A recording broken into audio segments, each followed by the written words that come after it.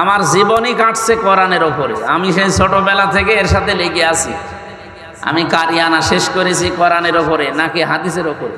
হাদিসের ওপর কারিয়ানা হয়, কিসের ওপরে? এরপরে হাফেজি পড়েছিলাম এই কোরআনটা মুখস্থ করি। আমি কামেল করেছি কোরআনের ওপরে, অনার্স মাস্টার্স আমার কোরআনের ওপরে।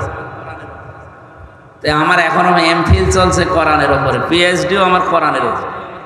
তো বলেন তো, আপনার কাছ থেকে যদি এখন জিজ্ঞাসা করে করে শুনে শুনে করা লাগে, কোরআনের কথা বলা লাগে যে এটা রাজনৈতিক কথা, এটা অরাজনৈতিক কথা, তা আমার গলায় দড়ি দিয়ে মরিয়ে যাওয়ার দরকার না? কোন আলেম যদি এরকম, এই যে সেলিম জাহাঙ্গীর ভাই, এরপরে আরো যারা আলেম আছে আজকে যিনি কথা বলছিলেন, এনারা যদি বলে না এটা রাজনীতি, তখন অন্তত পরামর্শে বসা যায়। আপনার পেটে বোম মারলে আপনি ইব্রাহিম হবে না ইব্রাহাম হবে, আপনি তাও বলতে পারেন না। আর আপনার কাছে জিজ্ঞাসা করে কথা বলা লাগবে? কয়েকদিন আগে আপনারা দেখেছেন চট্টগ্রামে একটা খাল পরিষ্কার করার জন্য 400 কোটি টাকা চেয়েছিল, যে এখন যারা দায়িত্বে আছে তারা সরকারের কাছে। বাংলাদেশ জামাতি ইসলামীর ওই এলাকার যিনি সিংহপুরুষ, সাবেক এমপি আলহাজ শাহজাহান চৌধুরী হাফিজাহুল্লাহ, আল্লাহরে বান্দা বলেছে 1 টাকাও দেওয়া লাগবে। আমরা বাংলাদেশ জামাত ইসলামী চট্টগ্রাম বিভাগ থেকে 10 টাকা 20 টাকা করে কালেকশন করি, মাত্র 1 কোটি টাকা দিয়ে এই বিশাল খাল পরিষ্কার করে দেব। অলরেডি দিয়েছে। 1টা টাকা সরকারের কাছ থেকে নেওয়া লাগেনি। ধন্যবাদ দেওয়ার দরকার ছিল, প্রশংসায় ভাসছে তামাম দুনিয়া, এখন তাদের প্রশংসা করে। ওখানে যিনি চেয়েছিল 400 কোটি টাকা, সেই লোক বলছে খাল ভালো করে পরিষ্কার হয়নি। যশোর জেলার মনিরামপুর থানার অন্তর্গত মসিমনগর যুব কল্যাণ সংঘের উদ্যোগে কি লিখেছে এখানে, একটি অরাজনৈতিক যুব কল্যাণ সংঘ। কেন এটা লেখা লাগবে? কেন যে টাকাইটি দিয়ে? এটা তো আগস্টের 5 তারিখের আগে নেই। আমি কি আয়াত পড়লাম দেখেছি? এই আয়াতের ভেতরে আগস্টের 5 তারিখের আগে আর পরে আছে। আমরা ওইদিকে যাবো ইনশাআল্লাহ। বিশ্বনবী মোহাম্মদ রাসূলুল্লাহ সাল্লাল্লাহু আলাইহি ওয়াসাল্লাম 17 বছর বয়সে একটা সংঘ বানিয়েছিল, মনে আছে না আমাদের? হেল্পফুল ফজল। এটা শান্তির সংঘ ছিল।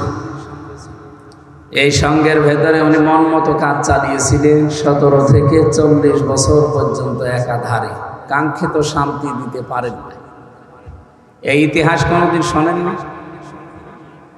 নবীজির মতো এরকম নিষ্কলুষ মানুষ, উন্নত চরিত্রের অধিকারী, 17 বছর বয়স থেকে আরম্ভ করলেন 40 বছর, 23টা বছর একাধারে তিনি চেষ্টা চালিয়েছিলেন তার মন মস্তিষ্কের গড়া চিন্তা ভাবনা দিয়ে। কাঙ্ক্ষিত মানে শান্তি তো দিতে পারেননি।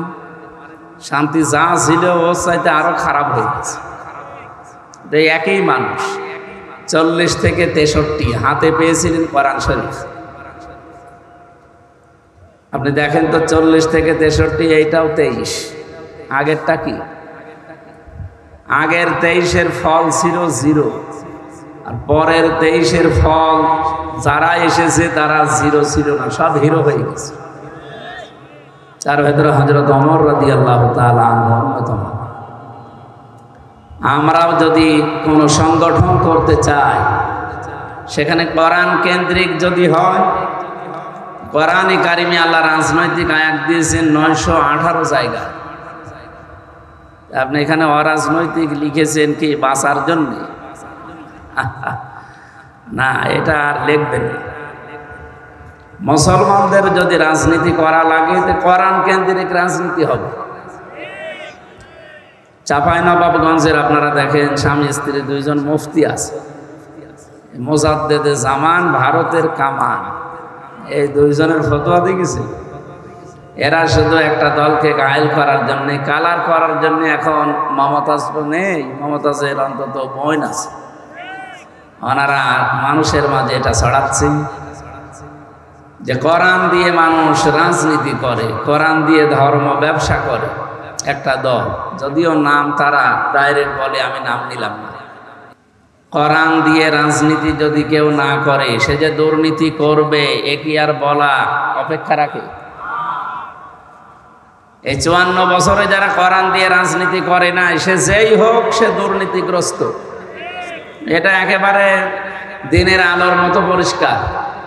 আর কোরআন দিয়ে যারা রাজনীতি করেছে তারা যে পবিত্র থাকার চেষ্টা চালিয়েছে এবং তারা পবিত্র ছিল, এর প্রমাণ আপনাদের পাশের জেলা সাতক্ষীরার মাওলানা রিয়াসাত আলী রহমতুল্লাহ আলাইহি, এই জেলার পাশে এই যে জিগরগাছা চৌগাছার এমপি ছিল মুহাদ্দিস আবু সাঈদ রহমতুল্লাহ আলাইহি, তাদের জীবন কি পরিচ্ছন্ন না কলুষিত? এই কিছুদিন আগে বিদায় নিল, শহীদ হয়ে গেছে মাওলানা মতিউর রহমান নিজামী রহমতুল্লাহ আলাইহি।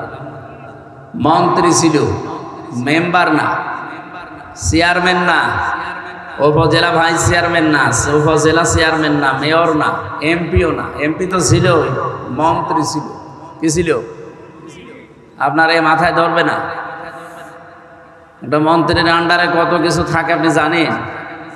5টা বছর 2টা মন্ত্রণালয় চালিয়েছে, 1 টাকা তো দুর্নীতি পায়নি, আরো 36 টাকা ফেরত দিয়েছে রাষ্ট্রকে। পৃথিবীর ইতিহাসে এই প্রথম। এরা রাজনীতি করেছে কি দিয়ে বলেন তো? আপনি রাগ করলেও বাড়ি যেয়ে করেন, এখানে সত্য কথা বলবেন, কারণ এখানে কোনো মিথ্যা বলা হবে না। সত্য বললে আপনি জবাব দেবেন, আর যদি সত্য শোনার পরে কেউ জবাব না দেয়, ওটা বোবা শয়তান। অন্তত রাগ হলেও জোরে জবাব দেবেন, ঠিক আছে? কয়েকদিন আগে আপনারা দেখেছেন চট্টগ্রামে একটা খাল পরিষ্কার করার জন্য 400 কোটি টাকা চেয়েছিল, যে এখন যারা দায়িত্বে আছে তারা সরকারের কাছে। বাংলাদেশ জামাতি ইসলামীর ওই এলাকার যিনি সিংহপুরুষ, সাবেক এমপি আলহাজ শাহজাহান চৌধুরী হাফিজাহুল্লাহ, আল্লাহরে বান্দা বলেছে 1 টাকাও দেওয়া লাগবে। আমরা বাংলাদেশ জামাত ইসলামী চট্টগ্রাম বিভাগ থেকে 10 টাকা 20 টাকা করে কালেকশন করি, মাত্র 1 কোটি টাকা দিয়ে এই বিশাল খাল পরিষ্কার করে দেব। অলরেডি দিয়েছে। 1টা টাকা সরকারের কাছ থেকে নেওয়া লাগেনি। ধন্যবাদ দেওয়ার দরকার ছিল, প্রশংসায় ভাসছে তাম দুনিয়া, এখন তাদের প্রশংসা করে। ওখানে যিনি চেয়েছিল 400 কোটি টাকা, সেই লোক বলছে খাল ভালো করে পরিষ্কার হয়নি। আমার মনে হয় শয়তান তো আমি দেখিনি, যদি দেখতাম তো ওই রকমই হতো। একটা টাটকা শয়তানের মতো কথা না? আপনি চাইলেন কত? 400 কোটি, আর এই লোকটা 1টা টাকা না নিয়ে 1 কোটি টাকা নিজের দলীয় ফান্ড থেকে কালেকশন করে নিজের উদ্যোগে পরিষ্কার করে দিলেও অন্তত শুকরিয়া আদায় করে আলহামদুলিল্লাহ বলার দরকার ছিল। আর আপনি বলছেন না সেরকম পরিষ্কার হয়নি। আপনার কাছে 400 কোটি টাকা দিলে পোড়াটায় হাওয়া হয়েছে, তো আর পরিষ্কার এই পরিমাণ হইতো না। এই জন্য আমার মূল কথা হচ্ছে, বিশ্বনবী নিজে এত বড় চরিত্রের অধিকারী, তিনি 23 বছর কোরআন ছাড়া চেষ্টা চালিয়েছেন, রাজনীতি করেছেন, এর আগে কিচ্ছু হয়নি। কিন্তু কোরআনে কারিম দিয়ে যখন আরম্ভ করেছি, এমন এমন মানুষ তৈরি হয়েছে, কিয়ামত পর্যন্ত ওই রকম মানুষ আর মনে হয় হবে না। হবে না? ওমরের মতো মানুষ তামাম দুনিয়া মিলে আর বানাতে পারবেন না। তিনি রাষ্ট্রপ্রধান হওয়ার পরও প্রতিদিন 5টা করে ভালো কাজ করতেন। 5টা ভালো কাজ মানে প্রতি রাত্রে তিনি 5 বার করে সুবহানাল্লাহ পড়তেন, আর 2 রাকাত করে নামাজ পড়তেন, আর 1 খতম করে কোরআন শরীফ পড়ে দিলেই হয়ে গেল নাকি? আমরা তো ভালো কাজ এইগুলোই মনে করি না। এটা ভালো কাজ শুধু না, ভালো কাজ হযরত ওমর যেটা করতেন, প্রতিদিন অন্তত 5টা পরিবারের খবর এলাকার ভেতরে তিনি নিতেন। যে রাতে একেবারে তার পুরা জীবন পড়ে আমি দেখেছি, যে রাতে একেবারেই কিছু হয়নি, অন্তত 3টা ভালো কাজ তিনি করেছেন। সে কি কাজ? রাতের বেলা যে দেখলেন যে এক বাড়ি থেকে একটা লোক বের হয় আবার প্রবেশ করে, উনি যে হাত চেপে ধরলেন, ডাক দিয়ে বললেন, আল্লাহর বান্দা, বারবার এর বাড়ি থেকে বের হন আবার প্রবেশ করেন, কি আপনি কি? লোকটা বলছে, আমি তো বাড়ির মালিক। মালিক তো বারবার বের হন কেন? লোকটা বলছে, পথিক, আপনি কে? আপনাকে তো চিনি না। আমার স্ত্রী সন্তান সম্ভবা এমন একটা বিপদে আমি আছি, এরকম বিপদে জীবনে আমি পড়ি নাই। আর আমি এ বিষয়ে একেবারে অনভিজ্ঞ, কিচ্ছু জানি না যে ডেলিভারি কি করে করাতে হয়। স্ত্রী ব্যথার যন্ত্রণায় ছটফট করছে, বাধ্য হয়ে বারবার বাইরে আসি, আবার ভেতরে যায়। হযরত ওমর সঙ্গে সঙ্গে বাড়িতে গেলেন, স্ত্রীকে ডাক দিয়ে বললেন, আব্দুল্লাহর মা, আল্লাহ জান্নাত বিক্রি করছে, যদি কিনতে চাও আমার সাথে দৌড়াও।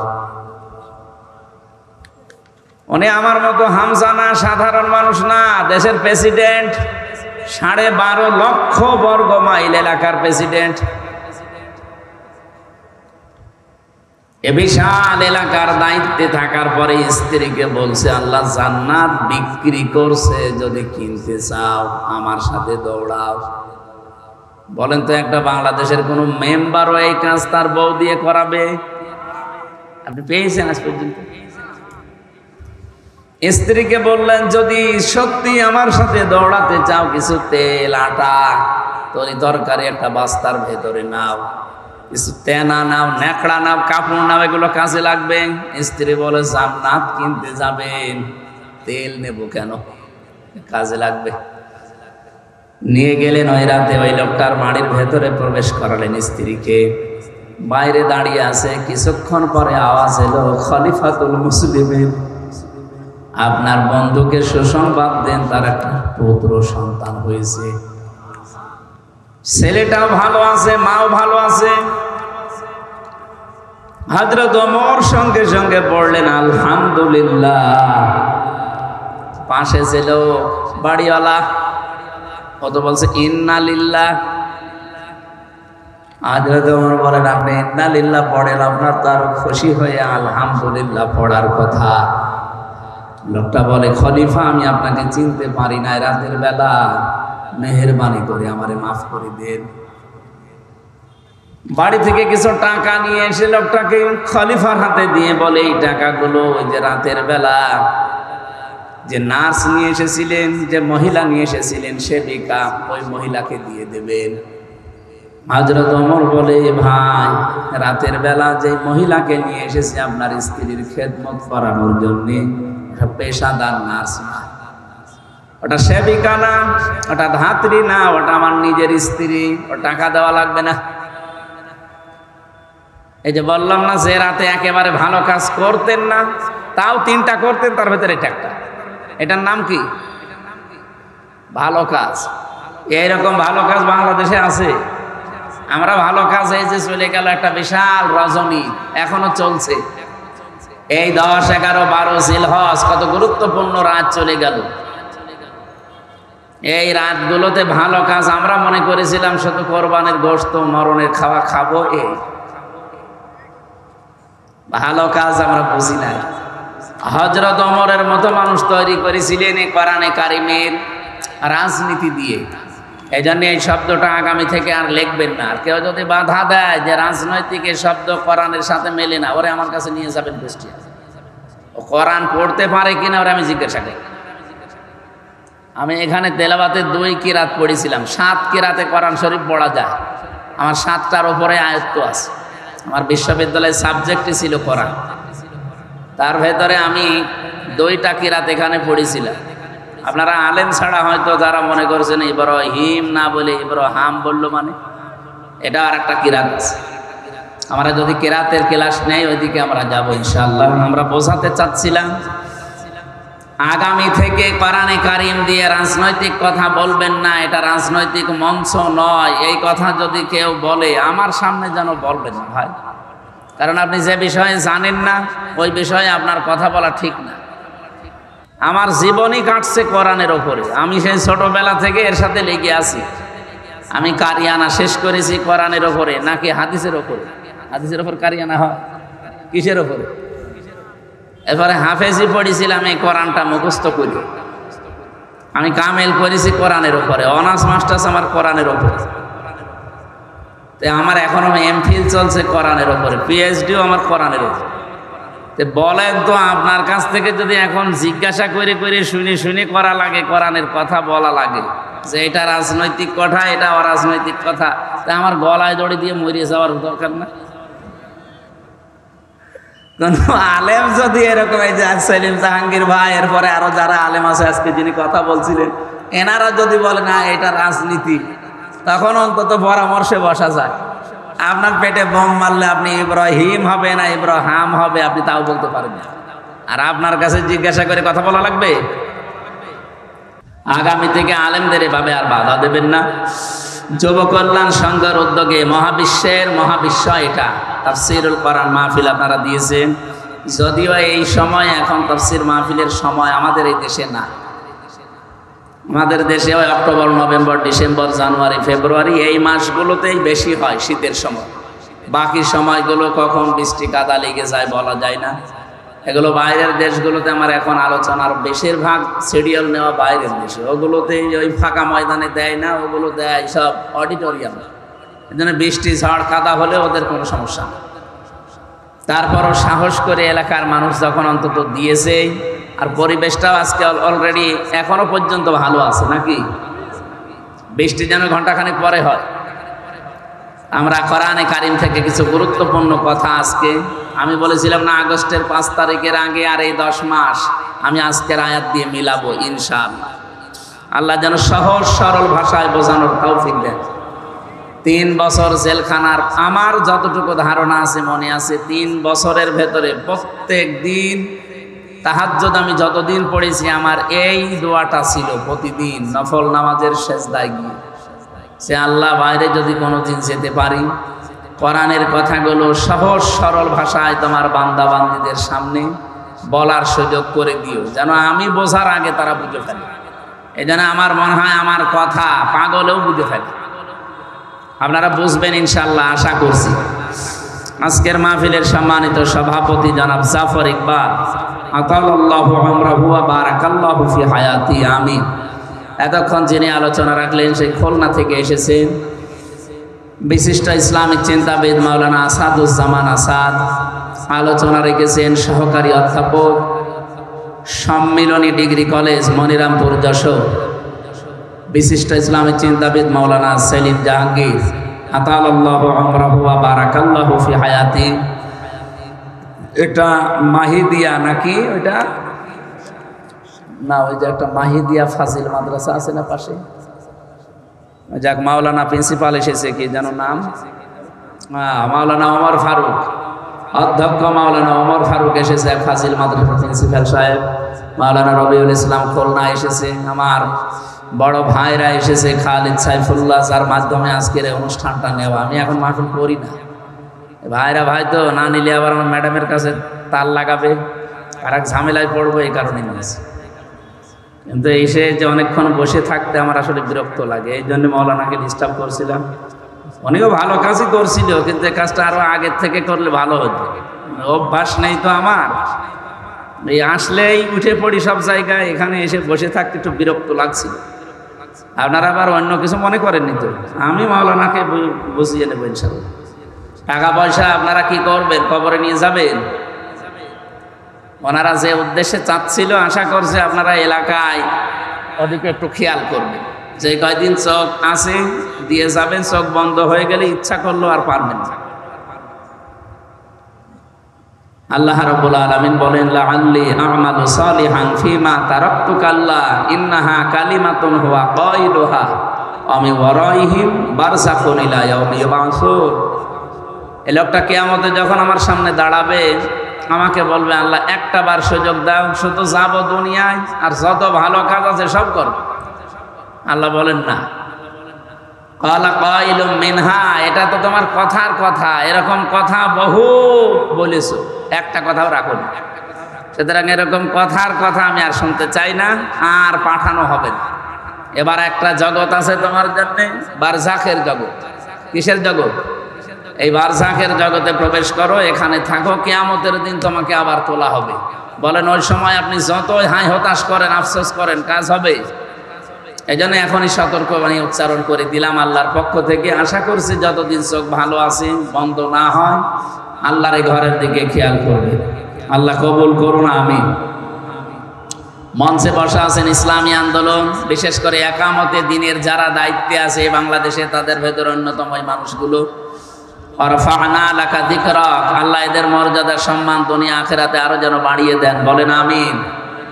সামনে বসা মুসলমান ভাইরা, পর্দার আড়ালের সম্মানিতা মা এবং বোনেরা, প্রশাসনের ভাইরা, আজকে আমি খুলনা রেঞ্জের ডিআইজি সাহেব, যিনি আমাদের এই খুলনা বিভাগের 10টা জেলার দায়িত্বে আছে, ডিআইজি রেজাউল হক হাফিজাহুল্লাহ, আল্লাহর বান্দার সাথে কিছুক্ষণ আগে কথা বলছিল। বললাম যে স্যার আপনি কোথায় আছেন? আমি অফিসে আসলাম। এখন অফিস মানে এখন কিসের অফিস? মানে সাতক্ষীরায় ছিলাম, অনুষ্ঠান শেষ করে এই পৌঁছালাম। তার মানে প্রশাসনের, পুলিশের বিশেষ করে দায়িত্ব 24 ঘন্টা, ওদেরকে 8 ঘন্টা ডিউটি। কথা বললেন না? ডিউটি কয় ঘন্টা? 24 ঘন্টা। এরপরও ওদের কোনো দাম নেই। ওই আগস্টের 5 তারিখের আগে যা করে রেখেছে ওই বদনামি চলছে। ওই সময় তো আর পুলিশ ছিল না, ওই সময় আর একটা নাম ছিল, পুলিশ লীগ। কি ছিল? এখন যদি তারা থাকে ও খুব কষ্টে আছে। তো বাকি যারা আছে এগুলো তো অন্তত পুলিশ। যারা আমার মনে হয় আমি উপরে আমার যতটুকু আয়ত্ত আছে আমি চেষ্টা চালাবো। আর সামনে যদি আল্লাহ পরিবেশ করে দেয়, আমার 2টা দাবি আছে প্রশাসনের। 1 নম্বরে ওদের বিভাগটা আলাদা করে, ওরা শুধু আইজির কথা মতো চলবে, কোনো নেতা খেতা নেত্রী এদের কথা মতো চলবে না। এ দেশ কন্ট্রোল করার জন্য আর কাউকে লাগবে না, শুধু পুলিশের পোশাকই যথেষ্ট। 2 নম্বরে ওনাদের 8 ঘন্টা করে ডিউটি। আমাদের এই দেশে যারাই চাকরি করে কয় ঘন্টা বলেন? সরকারি বেসরকারি যত অফিস আদালতে চাকরি করেন 8 ঘন্টার বেশি ডিউটি নেই। 8 ঘন্টার পরে যদি আপনি ডিউটি করেন 2-4 ঘন্টা 5 ঘন্টা, ওটা ওভার টাইম। ওর আলাদা বেতন দেওয়া লাগে না? লাগে না? তো পুলিশ 8 ঘন্টা ডিউটি করে ও বউ বাচ্চা নিয়ে বাড়িতে থাকবে। বাকি এই সময় এই যে এখানে এসে বসে আছে প্রায় 20-21 জন, ওরকে এখন ডিউটি, এখন কেমন কারণ বসে থাকবে? ও সকাল 10টা থেকে বিকাল 4টা পর্যন্ত ডিউটি করে বাড়ি যেয়ে বউ ছেলে মেয়ে নিয়ে কাজ করে খাবে। এই সময় ওর এখানে এসে রাত 11টায় বসে থাকা লাগবে কোন কারণে? এই আলাদা যে এই 5-7 ঘন্টা এখন যে ওভার টাইম করছে, এর জন্য কি বেতন বাড়া আছে? ঘোষ খাবে না? করবে কি না? আপনারা আবার অন্যদিকে নিয়েন না। আমি চাই যে আগামীতে এদের এই ওভার টাইম সেই কয় ঘন্টা হবে, 5 ঘন্টা 7 ঘন্টা 10 ঘন্টা 8 ঘন্টা ডিউটির পরে যেই কয় ঘন্টা ডিউটি করবে ওদের হিসাব করে টাকা দেওয়া লাগবে। আমি জানি ওদের অনেক ভালো ভালো কাজ করার ইচ্ছা আছে, কিন্তু পারে না বাস্তবতার কারণে। এমন এমন অফিসার আছে যে অফিসার নিজে বেতন পায় হয়তো 42,000 টাকা, কিন্তু বাসা ভাড়া করে স্ত্রী আর ছেলে মেয়েকে রেখেছে ঢাকাতে, 50,000 টাকা বাসা ভাড়া। 42,000 টাকা দিয়ে এখনো কয় হাজার টাকা লাগবে? ওইটাকে ফেরেশতা জিবরাইল দিয়ে যাবে? ওই তখন একটু এদিক ওদিক করে বদনাম হয়ে যায়। অথচ ডিউটি করে তো 24 ঘন্টার 18 ঘন্টা। আপনি 8 ঘন্টা পরে যে কয় ঘন্টা ডিউটি করবে ওই ঘন্টা টাকা দেন। আমি আকিজ গ্রুপে ছিলাম, আকিজ গ্রুপে 8 ঘন্টার পরে যেই কয় ঘন্টা ডিউটি করবেন ওই কয় ঘন্টা ওভার টাইমে টাকা দেওয়া লাগবে তাদের। শুধু বাংলাদেশের প্রশাসনে এই নিয়মটা নেই, আগামী থেকে এটা যদি ইসলাম আসে, কারণ পুলিশ এই বিভাগ চালু করেছিল হযরত ওমর। কে? পুলিশ বিভাগ যেটা আমরা দেখি প্রশাসনে, এই বিভাগটা চালু করেছিল হযরত ওমর রাদিয়াল্লাহু তাআলা আনহু। তারা আজ অবহেলিত এবং মানুষের কাছে গালি নাতি ঝাঁটা খেতে খেতে জীবন শেষ হয়ে গেল। ওরা বাস্তবতায় যেহেতু অনেক থেকে যায়। ডিআইজি সাহেব আমারে বলছিল আপনি 8 ঘন্টার পরে যতই ওদেরকে, কিছু পুলিশ, সবাই না, কিছু পুলিশকে যদি আপনি একেবারে ওভার টাইমের বেতনও দিয়ে দেন তাও ঘুষ খাবে। আমার মনে হয় উনি কথা একেবারে 100% সঠিক বলেনি, অন্তত 99%। পুলিশ ভাইরা, আপনারা যে দায়িত্বে আছেন কখনো নিজেদেরকে ছোট মনে করবেন না। এটা বিশাল মহান পেশা একটা। নবীজি জানিয়েছেন 2টা চোখ জাহান্নামে যাবে না, তার একটা এরা। যারা এই রাতের বেলা মানুষের জান মাল ইজ্জত আবরু হেফাজতের জন্য রাত জেগে পাহারা দেয়, এই মানুষের চোখ আল্লাহ জাহান্নামে দেবে না। সুবহানাল্লাহ বলতে পারেন না? 2 নম্বরে, যারা রাতের বেলা নিজের অপরাধের কথা স্মরণ করে কান্নাকাটি করে। আল্লাহ আমাদেরকে এইরকম শুকরগুজারি বান্দা হওয়ার তৌফিক দান করেন, বলেন আমিন। প্রশাসনের যে ভাইগুলো আজকে শৃঙ্খলার দায়িত্বে এসেছেন, সবাইকে নিয়ে আল্লাহর দরবারে শুকরিয়া জানাচ্ছি, বলেন আলহামদুলিল্লাহ। আরো জোরে বলেন আলহামদুলিল্লাহ। দরুদ আর সালাম পাঠ করি আমাদের নবী, মানবতার মহান শিক্ষক মুহাম্মদুর রাসূলুল্লাহ সাল্লাল্লাহু আলাইহি ওয়াসাল্লামের প্রতি। আপনারা জানেন এটা জিলহজ মাসের 12 তারিখ। 4টা মাস আল্লাহর কাছে পবিত্র, আমরা কোরআন থেকে জেনেছি। আল্লাহ রাব্বুল আলামিন জানিয়েছেন, ইন্না ইদ্দাতাশ শুহুরি ইনদাল্লাহি 12 শাহরান ফি কিতাবিল্লাহ ইয়াওমা খালাকাস সামাওয়াতি ওয়াল আরদা মিনহা আরবাআতুন হুরুম ইলা আখির আয়াত। সূরা তাওবার 36 নম্বর আয়াতে এসেছে, অবশ্যই গণনার দিক থেকে আল্লাহর নিকটে মাসের সংখ্যা 12টা। আসমান আর জমিন আল্লাহ যেই দিন তৈরি করেন, ওই দিন 12টা মাসের নাম তার কিতাবে তিনি লিপিবদ্ধ করেছিলেন। কয় মাস? জানুয়ারি, ফেব্রুয়ারি, মার্চ, এপ্রিল, বৈশাখ, জ্যৈষ্ঠ, আষাঢ়, কি মুহররম, সফর। এই 12টা মাসের 4টা মাস আল্লাহর কাছে একেবারে পবিত্র। আল্লাহ নিজে বলেন সম্মানিত। তার ভেতরে মুহররম, রজব, জিলকদ, আর এখন চলছে যেটা জিলহজ। ওই জামানায় আমি দেখেছি তাফসিরের ভেতরে কাফেররা পর্যন্ত এই 4টা মাসকে তারা সম্মান দিত। ওদের তো গোষ্ঠীগত দ্বন্দ্ব চলতো সারা বছর, কিন্তু এই 4 মাস আসলে তারা বলতো না, এটা সম্মানিত মাস, এই জিলহজ মাস, এটা সম্মান দেওয়া লাগবে। সুতরাং মারামারি, গন্ডগোল, কেস কাম, মামলা মোকদ্দমা যা আছে আপনার সাথে, 4 মাস আর হবে না। এ মাস চলে যাক, আপনাকে আবার আমি দেখে নেব। আপনি বলেন তারা কাফের, তারপরও আল্লাহর এই মাসকে তারা সম্মান দিয়েছে এইভাবে। এ মাস আসলেই তারা মারামারি, গন্ডগোল, মনোমালিন্য সব বন্ধ করে দিত।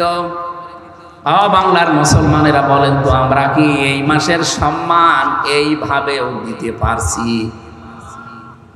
জিলহজ মাস এসেছে, এখন কি মারামারি দেশ থেকে বন্ধ হয়ে গেছে? বলেন বলেন। যত রকমের অন্যায় অবৈধ কাজ এবং কি মিথ্যা সাক্ষী দেওয়া, মিথ্যা মামলা দেওয়া, আর একটা নাম বলেই ফেলিয়ে যে চাঁদাবাজি করা, এটা কি এখন বন্ধ হয়ে গেছে? আরে ভাই, জিলহজ মাসে অন্তত তো আপনি কি সম্মান দিচ্ছেন এ মাসকে?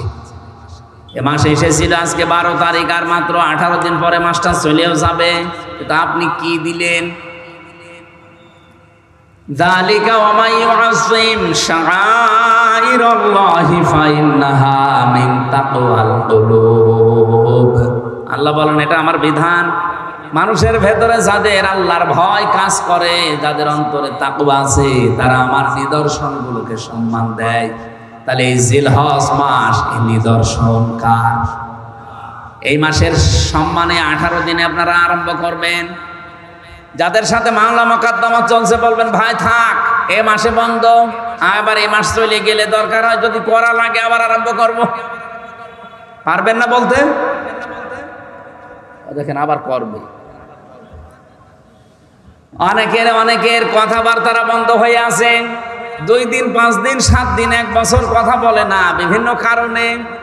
আরে ভাই, এটা সম্মানিত মাসকে সম্মান দেওয়া লাগবে। সুতরাং এই মাসে এই সিদ্ধান্তটা নিন যে আমি এখন থেকে আবার কথা আরম্ভ করে দিলাম। যদি ওরকম পরিবেশ হয় এই মাস চলে গেলে আবার ওর সাথে কথা বন্ধ করে দেব। এই আমলটা আজকে থেকে আরম্ভ করবেন। যারা কথা বন্ধ করে দিয়েছেন দুনিয়ার কোনো কারণে, হ্যাঁ আখেরাতের কোনো কারণ, ওটা আলাদা, কিন্তু দুনিয়ার সাথে রিলেটেড কোনো বিষয়, এর কারণে যদি আপনি সম্পর্ক নষ্ট করে কথা বন্ধ করে দেন, মুরগিতে ধান খেয়েছে এই জন্য কথা বলে না, এরকম মানুষ নেই? এরকম কোন বিষয়ে যদি আপনি কথা বন্ধ করে 3 দিনের ভেতরে মারা যান, আপনি বেঈমান হয়ে মরবেন। 3 দিন কথা না, 10 দিন 15 দিন 1 মাস কথা বন্ধ হয়ে আছে, এরকম মানুষ এখানে বসে আছে।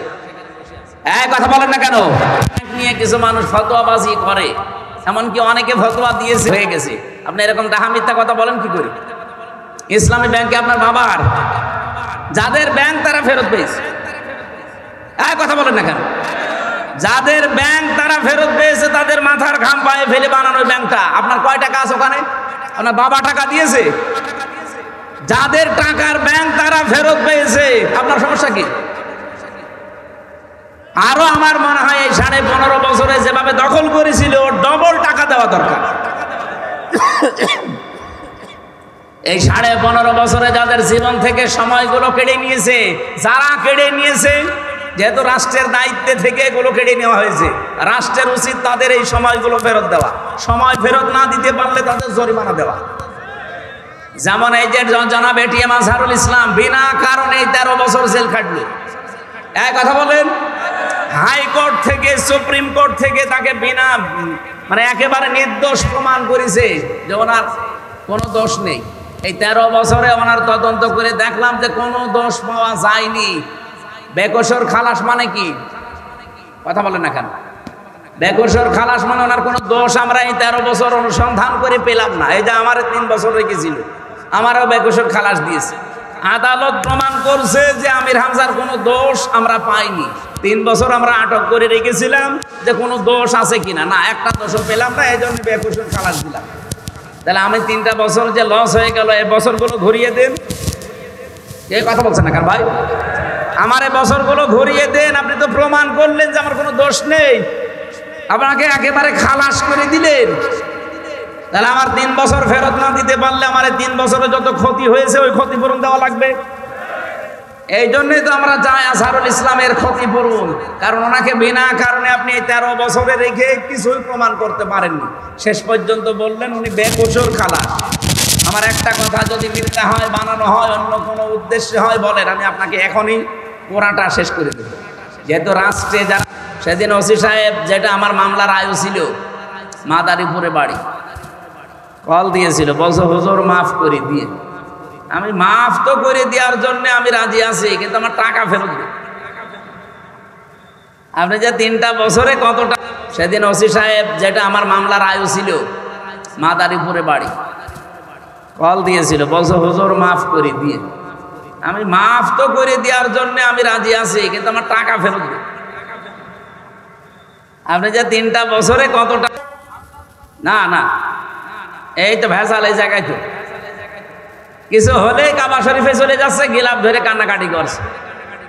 অপরাধী যারা, তারা অপরাধ স্বীকার করবে, তার কাছে অপরাধ করেছে যার কাছে। আরো আসতে বলেন।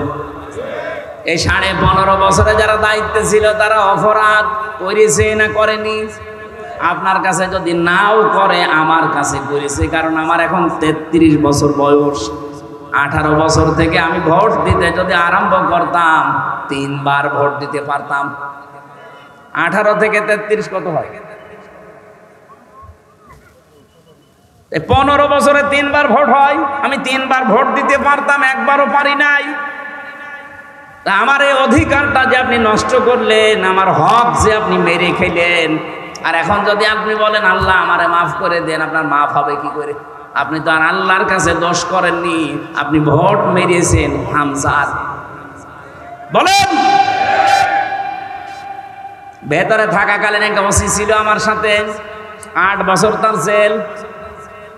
উনি একদিন আমার কাছে এসে বলছে, হুজুর আমি একটা তাওবা করেছি, দেখেন তো আমার তওবা হয়েছে কিনা। কি তওবা? যে নির্বাচন গেল, রাত 12টার পর থেকে আমার দল লোকজন নিয়ে আমি ভোট কাটা আরম্ভ করলাম। বাক্সগুলো ভর্তি করে জায়গা মতো পাঠিয়ে দিলাম।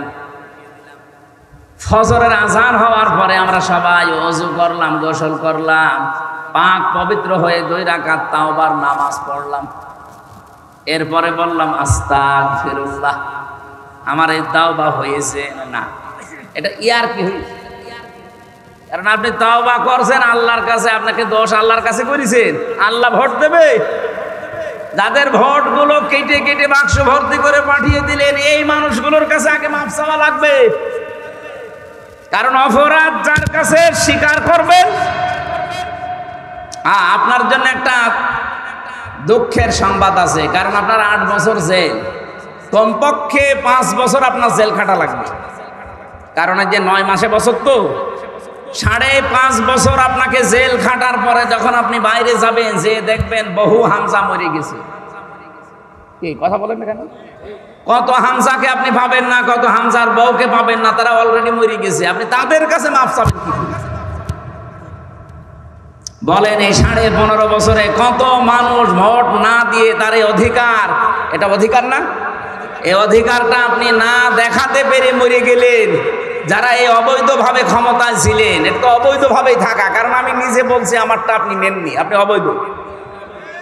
আরে অবৈধভাবে থাকার কারণে আপনি অবৈধ সুখ পেয়েছেন না পাননি? একটা এমপির আন্ডারে যত কিছু বাজেট হয়, আমি যতটুকু লেখাপড়া করছি বাংলাদেশ সম্পর্কে আমি যা দেখছি, এগুলো যদি সঠিকভাবে ব্যয় করা হয় একেবারে বন্যার পানির মতো জোয়ারে ভেসে যাবে। কিন্তু শয়তানরা তো ব্যয় করে না। 25-26টা হাত বদল হতে হতে যদি 3 কোটি টাকা বাজেট হয়, 300 টাকার কাজ হয়, বাকিগুলো সব আল্লাহর ওলিরা খেতে। কয়েকদিন আগে আমি মালয়েশিয়া ছিলাম। ওখানে যেই দেশে যাই, মালয়েশিয়া, সিঙ্গাপুর, থাইল্যান্ড, ইন্দোনেশিয়া, এই যে বাহরাইন, সবগুলো দেশে আমি ঘুরলাম। ওরা মাহফিলে নিয়ে যায়। যে দেশে যায় আগে আমার তোলে হোটেলে। হোটেলে ওই তো প্রায় 20 তলা, 30 তলা, 40 তলা হোটেল। লিফট দিয়ে নিচে নেমে আসি, মেহমান খানা সেখানে ওই যে নিচে বসে আছে, ওখানে যে একটু চা নাস্তা করবো, দেখি আল্লাহর ওলি বসে আছে। কি আপনি এখানে কেন? হুজুর আমি আগেই পালিয়েছি। কবে? 3 তারিখে। আমি জানতাম যে দেশের অবস্থা ভালো না, এই জন্য আগেই পালিয়েছি। পালিয়ে থাকেন কোথায়? এই যে 8 মাস 9 মাস হয়ে গেল, কোথায় থাকেন? এই হোটেলে। আপনি যেন কাউকে বলবেন না। আজ 8-9 মাস আছি, খুব কষ্ট করে বাইরে যেতে পারি না।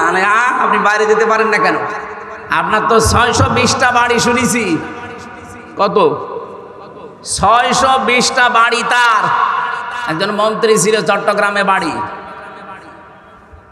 থাকতে পারে না। ওই দেশেও তার বাড়ি আছে, সাহেব পাড়া বানিয়েছে, কিন্তু তালা লাগানো।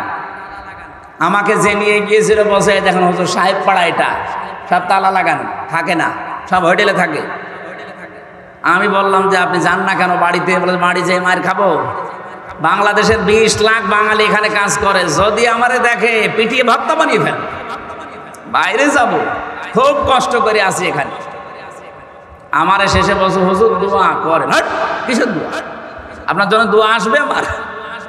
আপনি দেশটা ফোকলা করে ফেলেছেন, আর এখন দোয়া চাচ্ছেন আমার কাছে। আপনার জন্য দোয়া আমির হামজা না, আমির হামজার বাপ না, কাবা শরীফের ইমাম করলেও কাজে লাগবে না। কারণ আপনি তো আর আল্লাহর কাছে অপরাধ করেননি, আপনি অপরাধ করেছেন 18 কোটি মানুষের কাছে।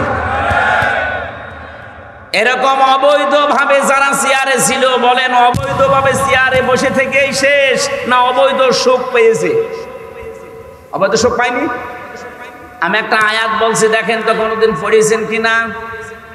ফাইন্না মাআল উসরি ইসরা, ইন্না মাআল উসরি ইসরা। কোনোদিন চিন্তা করেছেন আয়াত নিয়ে? আল্লাহ পাক বলেন ফাইন্না মাআল উসরি ইসরা। এবার একটু তাকান, উসরনের আগে আল্লাহ আলিফ লাম দিয়েছেন, নির্দিষ্ট করে দিলেন, এটা মারিফা। কিন্তু ইসরার আগে আলিফ লাম দেয়নি, এটা অনির্দিষ্ট নাকেরা। আমি আয়াতটা পড়ার পরে এই যে জেলখানায় যে চিন্তা করলাম, কারণ 3টা বছর ধরে আমরা তালাবদ্ধভাবে এক ঘরের ভেতরে ফাঁসির কন্ডেম সেলের ভেতরে রেখেছিল। কোনো কাজ নেই, কাম নেই। কোনো আয়াত পেলেই ভাবতাম যে দেখি এখান থেকে তথ্য বের করা যায় কিনা। চিন্তা করলাম আল্লাহ উসরনের আগে আলিফ লাম দিয়ে নির্দিষ্ট করলেন, পরের শব্দ ইসরার আগে দিলেন না কেন? আবার এর আগে আল্লাহ মা দিয়েছেন, এর আগে আবার ইন্না দিয়েছেন।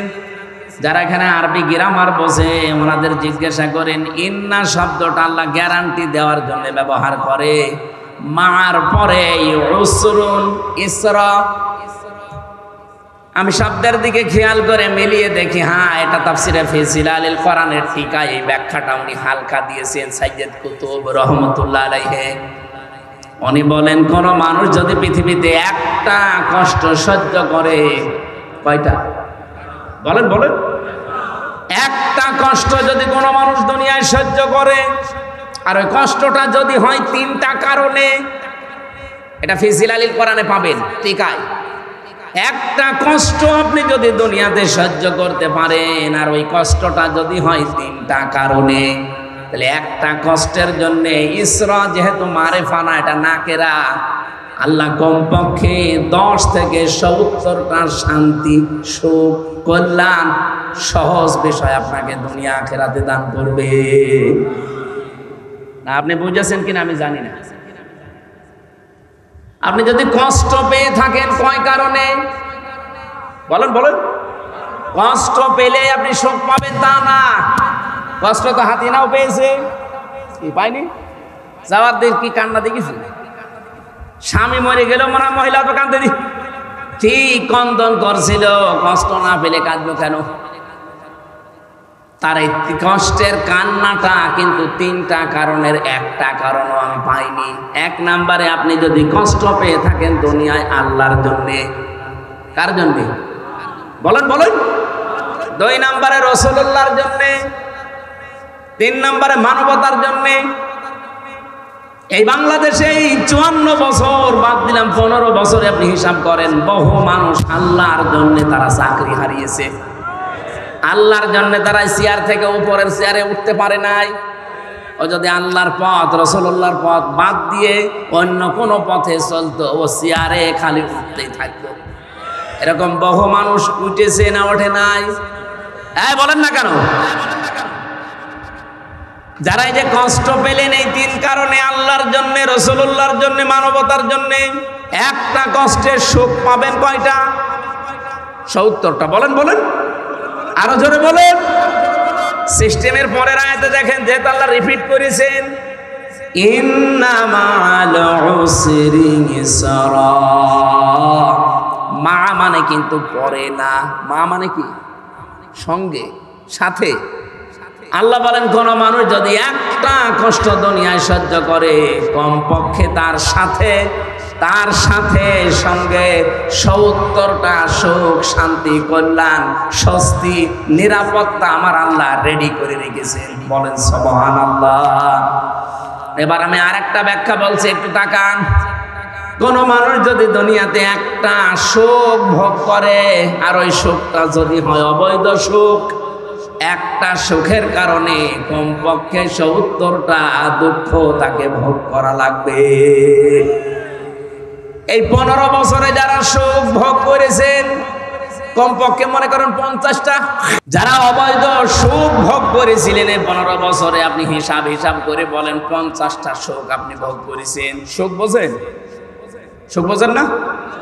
এই সুখগুলো যারা ভোগ করলেন 50টা, এক একটা সুখে যদি 70টা করে অশান্তি আপনি ভোগ করতে, আল্লাহ তো আপনাকে দেবেই, কারণ মা আছে। আপনি হিসাব করে বলেন তো 50টা সুখে দুঃখ হবে কয়টা? 3500। কিসের 350? 3500। হ্যাঁ, সৈন্যটা কম হয়ে গেছে। 3500 দুঃখ, কষ্ট, অশান্তি, অপমান, অপদস্থ হবেন। এরপরে আপনার অন্য কিছু। হাসিনা যে সফল হতে পারে না এই 10 মাসে, এই কারণে ও কিন্তু 28 বার কমপক্ষে তৈরি করেছে ষড়যন্ত্র। এই 10 মাসে একবারও সফল হতে পারেনি, কারণ যত অবৈধ সুখ ভোগ করেছে, এক একটা অবৈধ সুখের জন্যে অন্তত 50টাও যদি সুখ পায়, 50টা না 50,000 পেয়েছে, কি মজে থাকতো। মাওলানা মামুনুল হক আর আমির হামজা এই 2 জনের লাল দাগ দিয়েছিল যে এদের যেন জামিন না হয়। বলেন সুবহানাল্লাহ। 3টা বছর মামলাটা 28 বার তুলেছে। সিএমএম কোর্ট, জজ কোর্ট, হাইকোর্ট মিলে 28 বার না। অথচ এই মামলা আগস্টের 5 তারিখের পরে শুধু তুলতে দেরি, মামলা জামিন না পুরা খারিজ করে দিয়েছে। আমি খাস কামরায় গিয়েছিলাম জজের, যে বললাম মাননীয় জজ সাহেব আপনি 3 বছর তো আপনার কাছে মামলা ছিল, তখন তো আপনি কিছু বললেন না, আর আজকে বলছেন যে এই মামলায় তো কোনো মাল ম্যাটারেস নেই, কি দিয়ে বিচার করবো, যা খারিজ করে দিলাম। আগে কি মাল ছিল এই 3 বছর? না হুজুর। না হুজুর মানে তখন জামিন দিলে তো আমার 3 বছর জেলে থাকা লাগে না। হুজুর কিছু করার নেই, আমার হাত বাঁধা আছে। কি ছিল? 1628 জন মানুষ বাংলাদেশে দায়িত্বে আছে, এখনো আছে।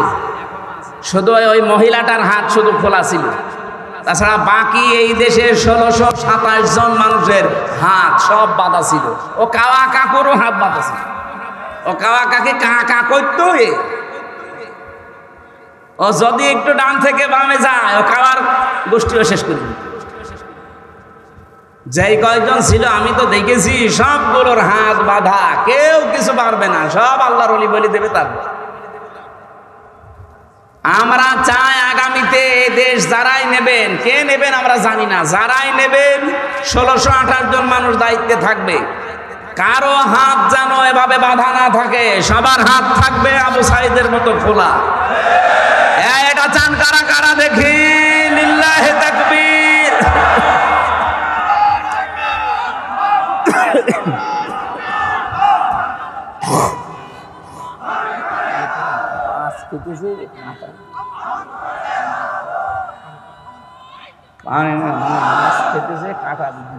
এই জন্য ঝামেলা হচ্ছে।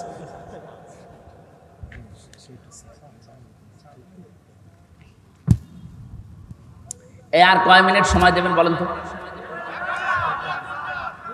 আমার এখন মাহফিল কম তো, 2-5 ঘন্টা অসুবিধা, কিন্তু আপনাদেরকে যে উদ্দেশ্যে এরা নিয়ে এসেছে, এই মাহফিলটা আজকে ছিল আমার চৌগাছা বাজারে। ওখানে আল্লাহর ওলিরা কি করেছে আমি জানি না, এই আমার ভাইয়ের সাথে চাকরি করে, ইনি কিভাবে কায়দা করে এখানে নিয়েছে আমি জানিও না। আজকে দুপুরবেলা জানাতে মাহফিল আমার এখানে। আমি তো সেই কুষ্টিয়া থেকে আসার সময় মনে করছি যে আমার চৌগাছা মাহফিল, চৌগাছা আসার পাশাপাশি এখানে না আরো দূরে কোথায় মনিরাম। দেখো হয়ে গেছে যখন, আর এর একটা উদ্দেশ্য নিয়ে দিয়েছে। আমরা আয়াতে যাচ্ছি, তাফসীর মাহফিল শোনার জন্যই তো এসেছেন নাকি? অন্তত আর কিছুক্ষণ সময় চাচ্ছি আপনাদের কাছে, কিন্তু ওরা বারবার এই যে পেছন দিক থেকে একটু বানাল্লাহু লাহু বাইতান ফিল জান্নাহ, একটু তাকান।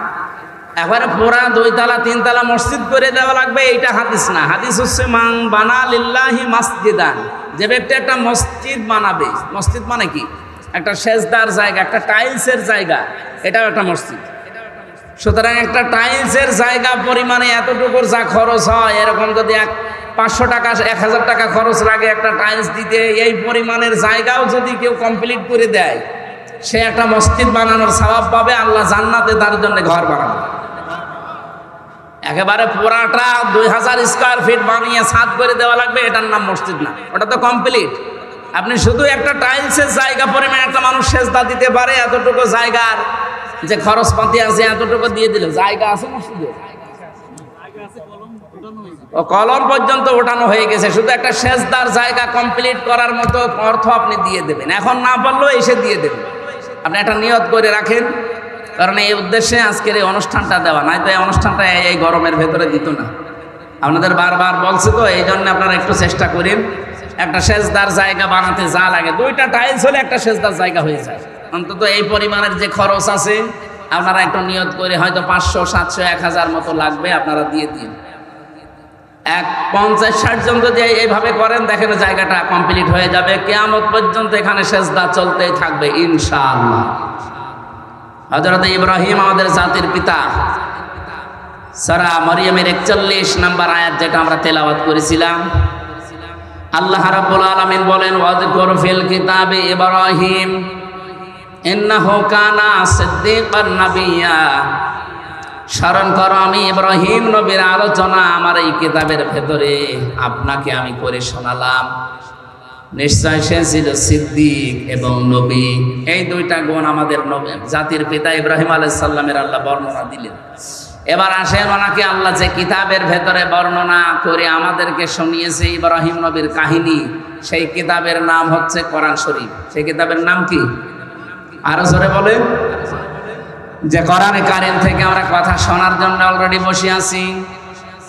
আজকে যে আয়াত পড়েছিলাম সূরা ইব্রাহিমের 6 নম্বর আয়াত, রব্বুল আলামিন জানিয়েছেন কিতাবুন আনজালনাহু ইলাইকা লিতুখরিজান নাসা মিনাজ যুলুমাতি ইলান নূর।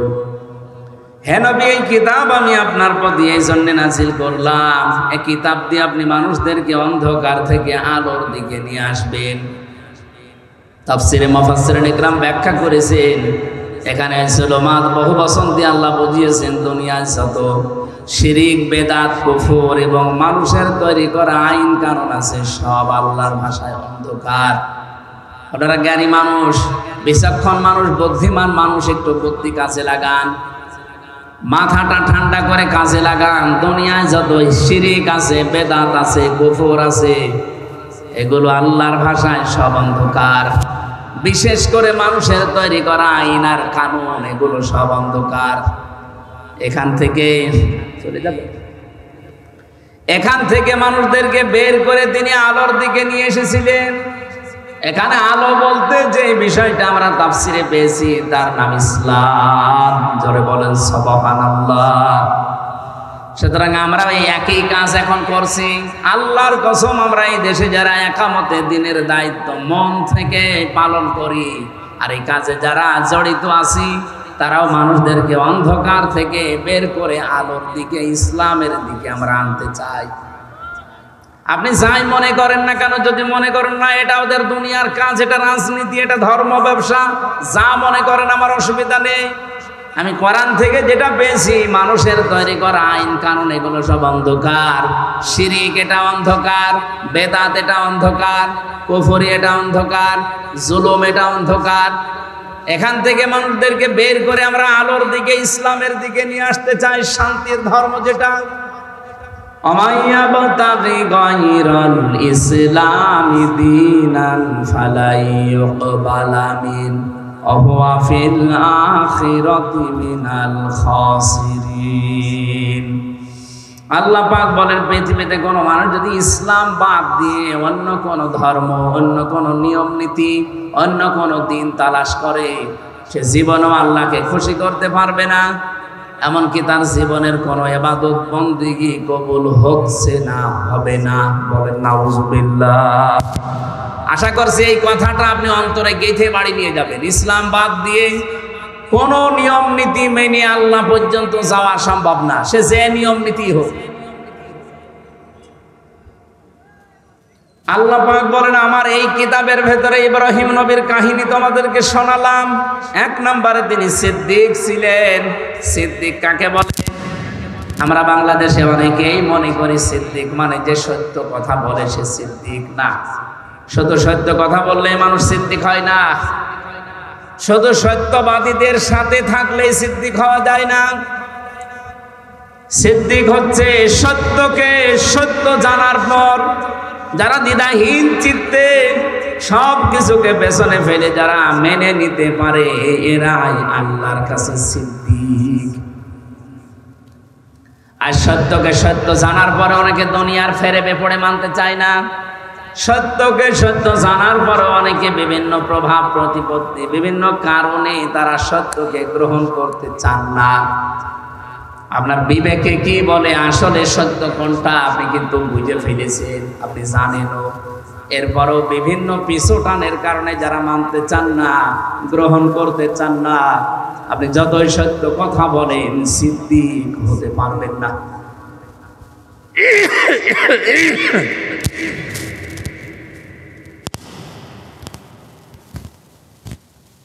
নবীজির মেরাজের ঘটনাকে যিনি যখন বিশ্বাস করে নিলেন দ্বিধাহীন চিত্তে, প্রশ্ন ছাড়া, বিশ্বনবী ওই দিন বলেছিলেন, আবু বকর, মেরাজের কাহিনী বলতে গিয়ে আল্লাহ নিজে পর্যন্ত আশ্চর্য হয়ে গেছে, আর তুমি কোনো প্রশ্ন ছাড়া এত বড় বিশাল কাহিনী বিশ্বাস করে নিলে। আজকে থেকে তোমারে আমি খালি হাতে ফেরত দিতে পারি না। তোমার নামে আজকে আমি নবী একটা লকব লাগিয়ে দিলাম। তুমি শুধু আবু বকর না, এখন থেকে তুমি আবু বকর সিদ্দিক। বাংলার মুসলমানেরা, বিশেষ করে যশোরবাসী, ভালো করে শুনবেন। এটা শুধু সত্য কথা বলেই কিয়ামতের দিন যে চারটা কাতার আল্লাহ বানাবে, মিনান নাবিয়িনা ওয়াস-সিদ্দিকিনা ওয়াশ-শুহাদাই ওয়াস-সালিহিন, এই চার কাতারের প্রথম কাতারে তো যেতে পারবেন না, নবীরা থাকবে। 2 নম্বরে সিদ্দিকরা, যারা সত্যকে সত্য জানার পরে দুনিয়ার সব পেছনে ফেলে যারা গ্রহণ করে নেয়, এরা কিয়ামতের দিন সিদ্দিক মানে আবু বকরের সাথে উঠবে। আর সেই সুযোগ এখন বাংলাদেশে যাচ্ছে। সত্যকে সত্য আপনি জানেন, বোঝেন, আপনি সত্যি বলেন তো সত্য কোনটা আপনি জেনে ফেলেছেন, বুঝে ফেলেছেন, এরপরও আপনি মানতে চান না কেন? জাতির পিতা ইব্রাহিমকে আল্লাহ এমনি সিদ্দিক দেয়নি, তিনি সত্যকে অনুসন্ধান করেছিলেন। আমাদের মতো মুসলমানের ঘরে তার জন্ম হয়নি, তার জন্ম হয়েছিল মুশরিকের ঘরে। তার বাবা মূর্তি বানাতো, এই জন্য নামই ছিল আজর। তিনি আকাশের তারকা দেখলেন, বললেন এটা আমার রব হবে। চন্দ্র দেখলেন, বললেন রব হবে। সূর্য দেখলেন, বললেন রব হবে। যখন সব ডুবে গেল, বলেন না, মুখকে আমি আল্লাহর দিকে একনিষ্ঠভাবে ঘোরালাম। শুধু ঘোরাইনি হানিফা, একনিষ্ঠভাবে ঘোরালাম। আমার কাছে দিলে দৃষ্টি নিরাপদ থাকবে, বিক্রি হবে না। সব আপনি দেখেছেন, জানেন, আপনি বুঝতেছেন, কিন্তু পেছনের টানের কারণে আপনি মানতে পারেন না। সত্যকে সত্য জানার পরও মানতে পারেন না, কিয়ামতের দিন আবু বকরের সাথে এই কাতারে উঠতে পারবেন না। ইব্রাহিম নবীকে আল্লাহ প্রথম গুণ দিয়েছেন, তিনি সিদ্দিক ছিলেন। সত্যকে সত্য জানার পর আর বাবা মার দিকে তাকান নাই, গোষ্ঠীর দিকে তাকান নাই, বংশের দিকে তাকান নাই, জাতির দিকে তাকান নাই। বলেছেন হানিফা, সব দিক থেকে মুখ ফেরালাম, আমি একনিষ্ঠভাবে আল্লাহর দিকে ঘুরলাম। আর সেই সময় এসেছে বাংলাদেশে ইব্রাহিমের সন্তান যারা দাবি করেন, সত্যকে সত্য জানার পরে গ্রহণ করতে গেলে অনেক কিছু আপনার ছাড়া লাগতে পারে। আপনার বংশের লোক বেজার হতে পারে, দলের লোক হয়তো বেজার হতে পারে, এই কথা বলেন না কেন?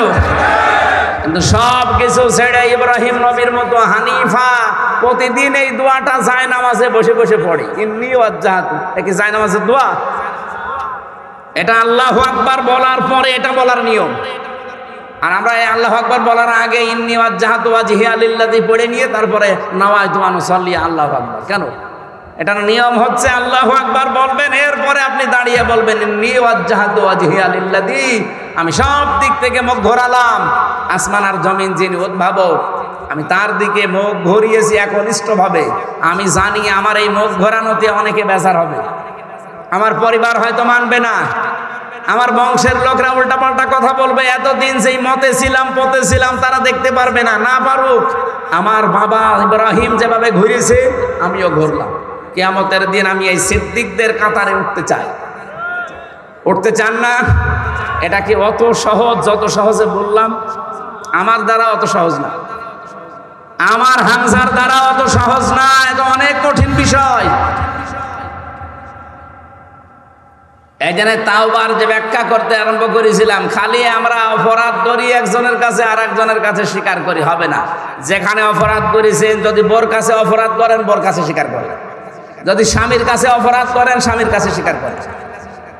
2 নম্বরে কি? অনুশোচনা করা, অনুতপ্ত হওয়া। 3 নম্বরে জীবনে আর এই কাজ আমি করব না, এই ভেবে ছেড়ে দিয়ে চলে আসা। এই 3টা যখন মানুষ মানবে, এটার নাম তাওবা। আর তাওবা করলে কি হয়? ফাউলাইকা ইউবাদদিলুল্লাহু সাইয়্যাতিহিম হাসানাত। শুধু গুনাহ মাফ না, পুরা জীবনে যত গুনাহ ছিল সব আল্লাহ ফাঁকা করে দেয়। ওই ফাঁকা জায়গাটা আল্লাহ নেকি দিয়ে ভরাট করে দেয়। তো এই তাওবা এমনি এমনি হবে? এখন সেই সুযোগ চলছে, আশা করছি আপনি এই তাওবা করবেন। এতদিন যাই করেছেন, যার কাছে যে অপরাধ করেছেন, যদি সুযোগ থাকে তার কাছে যে স্বীকার করে নেবেন, মাপ চাবেন। 2 নম্বরে মনে মনে অনুশোচনা করবেন, অনুতপ্ত হবেন। 3 নম্বরে জীবনে আর এরকম পথে, এই রাস্তায় আমি আর আসবো না, এরকম দৃঢ় সিদ্ধান্ত নিয়ে যারা থাকতে পারে, ওদের পেছনের অপরাধ আল্লাহ আর রাখে না, পুরাটা পাল্টিয়ে নেকি দিয়ে ভরাট করে দেয়।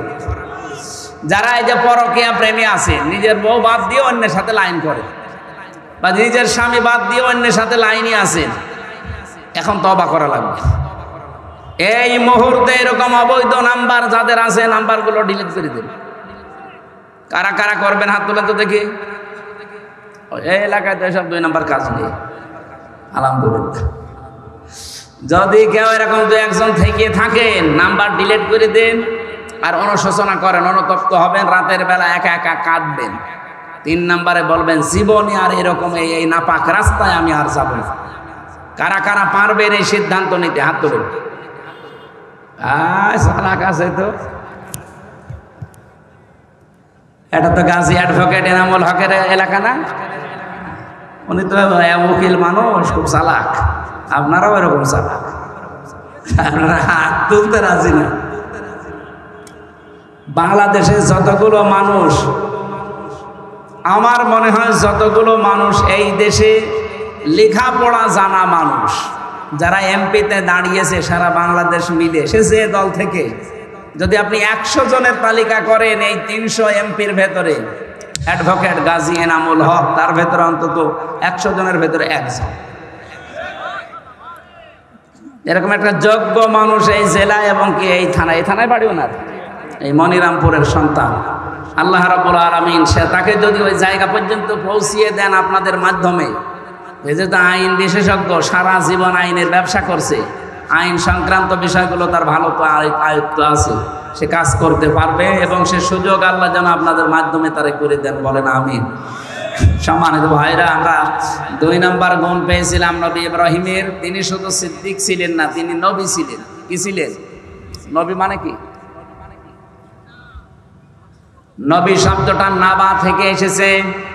নাবা শব্দের বাংলা অর্থ হয়েছে সংবাদ। এই যে সংবাদ পড়ে না, সংবাদ আপনি ইংরেজিতে লেখেন তো দেখেন কি হয়, নিউজ। কি হয়? NEWS। আমার মনে হচ্ছে এই শব্দটা আমি একটু মিলিয়ে দেখেছি, এই নিউজের ভেতরে তামাম দুনিয়া আল্লাহ সবের ভেতরে ঢুকিয়েছেন। N দিয়ে আপনি যদি নর্থ ধরেন, E দিয়ে ধরি ইস্ট ধরেন, W দিয়ে ওয়েস্ট ধরেন, S দিয়ে সাউথ ধরেন, তাহলে আর কোন জায়গা বাকি আছে? পূর্ব পশ্চিম উত্তর দক্ষিণ চারিদিকে আমার আল্লাহ যত খবর আছে সব খবর ইব্রাহিম আলাইহিস সালাম এরকম নবী যত আল্লাহ পাঠিয়েছিলেন সবার কাছে আল্লাহ দিয়েছিলেন। ওয়াকাযালিকা নুরি ইব্রাহিমা মালাকুতাস সামাওয়াতি ওয়াল আরদ ওয়া লিয়াকুনা মিনাল মুকিনিন। আল্লাহ বলেন এইভাবে করে আমার ইব্রাহিমকে আমি আসমান আর জমিনের মালাকুত মানে রাজ্য কিভাবে চালানো লাগে এই সিস্টেমগুলো আমি আল্লাহ তাকে দেখিয়েছিলাম, আর সে দৃঢ় বিশ্বাসীদের অন্তর্ভুক্ত। সুতরাং এমন একজন জাতির পিতা আমরা পেয়েছি। আল্লাহ পাক যত খবর, যত সংবাদ, যত নিউজ সব আল্লাহ তাকে দিয়ে দুনিয়ায় পাঠিয়েছিলেন। এজন্য তার পুরা জীবন আমি পড়ে দেখেছি, 50টা পরীক্ষা আল্লাহ তার পুরা জীবনে নিয়েছেন। তার ঈমান সম্পর্কে পরীক্ষা পেয়েছি পুরা কোরআনে আমি 10টা, আমল সম্পর্কে পেয়েছি 30টা, আর পুরা শরীরের এই 3.5 হাত বডির ভেতরে পেয়েছি 10টা। এই 50টা পরীক্ষা পুরা কোরআনের ভেতরে আল্লাহ দিয়েছেন। যাদের পিতা আমাদের, যিনি কোনোদিন একটা পরীক্ষায়ও ফেল করেননি, আমাদের উচিত হবে তার সন্তান হিসাবে যত পরীক্ষা সামনে আসবে এই সিদ্দিকদের কাতারে, কিয়ামতের দিন যদি আবু বকর সিদ্দিকের কাতারে দাঁড়াতে হয়, এরকম পরীক্ষা আবু বকরের মতো আমাদের জীবনে আসবে না, আসবে। কারণ সংবাদ তো আমরা পাচ্ছি। হযরত ইব্রাহিম জাতির পিতা হিসাবে তিনি সংবাদ এনেছিলেন, ওই সংবাদগুলোকেই প্রতিষ্ঠিত করেছিল, কায়েম করেছিল তার সন্তান মুহাম্মদুর রাসূলুল্লাহ। তিনি সবচাইতে বড় নবী।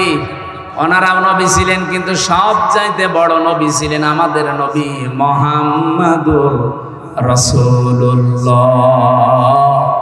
আমাদের উচিত হবে তার আদর্শকে ব্যক্তি থেকে শুরু করে আন্তর্জাতিক জীবন পর্যন্ত যেখানে যেভাবে তিনি চলেছেন ওইভাবে করে, ওই যে 23 বছর 40 থেকে 63 এক সেকেন্ডও যেন আমরা বাদ না দেই, পুরাটা জীবন আমাদের এই দেশে যেন আমরা কায়েম করতে পারি, বলেন আমিন। ওয়ালাকাদ আরসালনা মূসা বিআয়াতিনা আখরিজ কওমাকা মিনাজ যুলুমাতি ইলান নূর। আমি পাঠিয়েছিলাম মূসাকে আমার আয়াত দিয়ে, সে মানুষদেরকে বের করেছিল অন্ধকার থেকে আলোর দিকে। ওয়াযাক্কিরহুম বিআইয়ামিল্লাহ, আমি আল্লাহর বিভিন্ন দিবস তাকে আমি আল্লাহ স্মরণ করিয়েছি। এই যে দিবস স্মরণ করানো, এটা কি? তাফসীরে ইবনে কাসিরের ভেতরে আছে যত নিয়ামতগুলো আল্লাহ বিভিন্ন দিবসে তাকে দিয়েছিলেন, যেমন ফেরাউনের কবল থেকে আল্লাহ তাকে মুক্তি দিয়েছিলেন, ফেরাউনের দাসত্ব থেকে মুক্তি দিয়েছিলেন বনি ইসরাইলকে।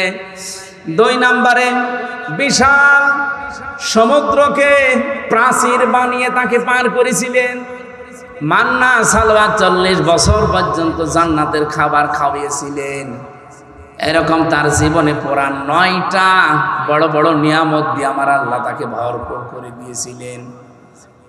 আমার মাঝে মাঝে মনে হয় আগস্টের 5 তারিখের আগ পর্যন্ত আমরা যা ছিলাম, যত নিয়ামত আল্লাহ 10 বনি ইসরাইলদের মতো আমাদেরও আল্লাহর শুকরিয়া আদায় করা দরকার। ওরা করে নাই, ওরা ধ্বংস হয়ে গেছে। এখনো পর্যন্ত ওরা ধ্বংসের তালিকায় আছে। এই যে ইহুদি যারা মুসা নবীর উম্মত বলে যাদের দাবি করে, এই ইসরাইল এরা ধ্বংস হবে হয় আজ আর কাল। কারণ অভিশপ্ত এরা আল্লাহ নিজে তাদের উপরে লানত করে বরদোয়া দিয়েছে। বলেন নাউজুবিল্লাহ। আমাদের উচিত সত্যকে সত্য জানার পরে যারা আজ মেনে নিতে রাজি না, শুধু গা গু করেন, মোড়া মারেন, এদিক ওদিকে চলে যান, প্রতিদিন আপনি নিজে নিজের উপরে বরদোয়া দিচ্ছেন 17 বার। কয়বার? কোনটা? গায়রিল মাগদুবি আলাইহিম ওয়ালাদ-দাল্লিন, এটা বরদোয়া। প্রতিদিন আপনি বরদোয়া দিচ্ছেন রব্বুল আলামিন তাদের পথে আমাদেরকে চালাবে না, যারা মাগদুব, যারা দলিন, যারা গজব প্রাপ্ত এবং পথভ্রষ্ট। এ 1 নম্বরে ইহুদি, 2 নম্বরে খ্রিস্টান। সুতরাং নিজের প্রতি নিজে বরদোয়া হবে তখন। ইহুদি আর খ্রিস্টানরা সত্যকে সত্য জানার পরও ওরা মানে নাই। আমাদের নবী সত্য, ওরা ইনজিলে পড়েছে, ওরা তাওরাতে পড়েছে, তারপরও জানার পরও মানে নাই, হিংসা করে আর অহংকার করে। আজ বাংলাদেশে বহু ইহুদি আর খ্রিস্টানদের ঠিক ওই রকম চরিত্রের মানুষই আছে। সত্যকে সত্য জানার পরেও যারা মানতে চায় না, গ্রহণ করতে চায় না, তারা নিজেরাই নিজেদের ওপরে নামাজে দাঁড়ালেই বরদোয়া দেয়। আশা করছি আপনি কথা বুঝেছেন। এইরকম চরিত্র যেন বানাবেন না। নবী যে সংবাদগুলো নিয়ে এসেছিলেন, ওই সংবাদগুলো বাস্তবে আমাদের প্র্যাকটিক্যাল লাইফে আল্লাহ সেট করার তৌফিক দিন। মা বোন যারা এসেছেন, আপনাদের জন্য ওয়াজ হচ্ছে 5 ওয়াক্ত নামাজ যেন গাফেলতি না করে সময় মতো পড়বে। রমজান আসলে রোজা রাখবেন, নফল রোজা যদি পারেন। মাসে সপ্তাহে 2টা আছে, এরপরে মাসে 3টা আছে। এই যে জিলহজ মাসের 1 থেকে 9 তারিখ 10 তারিখ পর্যন্ত আরাফাতের দিবস পর্যন্ত রোজা ছিল। মুহররমের 10টা রোজা আছে। এই সমস্ত রোজাগুলো আসলে সময় পেলে, সমর্থ থাকলে, শরীর ভালো থাকলে করবেন। স্বামী যাদের আছে জায়েজ কথাগুলো মেনে খুশি রাখবেন, না জায়েজ কথা মানার দরকার নেই। আর নিজের শরীরটাকে হেফাজতের ভেতরে রাখবেন, পর্দা পশিদায় রাখবেন। জান্নাতের দরজা আল্লাহ সবগুলো আপনার জন্য খুলে রাখবে। আল্লাহ আমাদেরকে আয়াত থেকে যে শিক্ষাটা দিতে চেয়েছিলেন, যতগুলো নিয়ামত আমরা পেয়েছি, এই সমস্ত নিয়ামতগুলো যেন সামনে বনি ইসরাইলদের মতো না হয়ে আমরা যেন মুহাম্মদ রাসূলুল্লাহর উম্মত আবু বকরের মতো হতে পারি। জোরে বলুন আমিন। আল্লাহুম্মা আমিন। লা ইলাহা ইল্লা আনতা সুবহানাক ইন্নী কুনতু মিনাজ জালিমিন। লা ইলাহা ইল্লাল্লাহু ওয়াহদাহু লা শারীকা লা, লাহুল মুলকু ওয়া লাহুল হামদু ওয়া হুয়া আলা কুল্লি শাইইন কাদির। আল্লাহু আকবার, আল্লাহু আকবার, লা ইলাহা ইল্লাল্লাহু, আল্লাহু আকবার, আল্লাহু আকবার ওয়া লিল্লাহিল হামদ। রব্বুল আলামিন যশোর জেলার মনিরামপুরের দিকে তাকাও। কোরআনে কারিমের কিছু কথা গভীর রজনী পর্যন্ত আমরা শুনেছি। রাত গভীর হয়ে গেছে, যেন আমি শেষ করে দিয়েছি। যতটুকুই বললাম এই আয়াত থেকে, আল্লাহ কিয়ামতের দিন আবু বকর সিদ্দিকের কাতারে আমাদের দাঁড় করিয়ে দিও। এই আয়োজনে যারা শরীক হয়েছে এদেরকে মাফ করে দাও। যত মানুষ দূর দূরান্ত থেকে এসেছে, নারী আর পুরুষেরা, আল্লাহ আমাদেরকে আবু বকর সিদ্দিকের মতো বানাও। মেয়েদেরকে তুমি খাদিজাতুল কুবরার মতো বানিয়ে দাও। এলাকায় মাটির নিচে যারা ঘুমিয়ে আছে এদেরকে ক্ষমা করো। বিশেষ করে তোমার ঘর এখানে প্রতিষ্ঠা করার জন্য যারা উদ্যোগ নিয়েছে, যেইভাবে তাদের নিজের টাকা অর্থ সম্পদগুলো তোমাকে দিয়েছে, মেহেরবানি করে ঘরের ওসিলায় কবুল করে নাও। তোমার হাবিব জানিয়েছে, মান বানা লিল্লাহি মাসজিদান, কোন মানুষ যদি একটা মসজিদ বানায়, এখানে আমি ব্যাখ্যায় পড়েছি মসজিদ মানে একটা সেজদার জায়গাকেও মসজিদ বলা হয়। একটা টাইলসের জায়গা দেওয়ার জন্য যারা নিয়ত করেছে, আল্লাহ 700-800-1000 টাকা হলে একটা মানুষ সেজদার জায়গা তৈরি করে ফেলতে পারে। এতটুকু সামর্থ্য যাদের দিয়েছো, যারা এই নিয়ত করে আছে, এদের নিয়তকে তুমি কবুল করে না, জান্নাতে এদের জন্য একটা ঘর তুমি বানিয়ে দিও আল্লাহ রাব্বুল আলামিন। আজকে যার মাধ্যমে এসেছি, তোমার এই গোলামকে কবুল করে নাও। আমি নিজে অসুস্থ, জালেমের কারাগারে 3টা বছর আমি না খেয়ে খেয়ে অসুস্থ হয়ে গেছি। মেহরবানি করে আমার এই সুস্থতায় ফিরিয়ে দাও, আমার আগের মতো শরীর বানিয়ে দাও, কণ্ঠ তুমি ফিরিয়ে দাও, কোরআনের কথাগুলো সহজ সরল ভাষায় বলার তৌফিক দাও। আগামীর বাংলাদেশটা তুমি কোরআনের হাতে তুলে দাও।